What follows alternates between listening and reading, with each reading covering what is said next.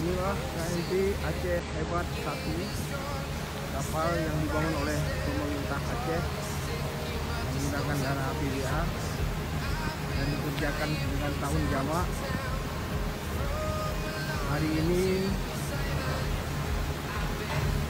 tanggal 3 Oktober kapal ini dinyatakan selesai dan akan segera diberangkatkan ke Aceh untuk melayani rute Melabuh Simelu.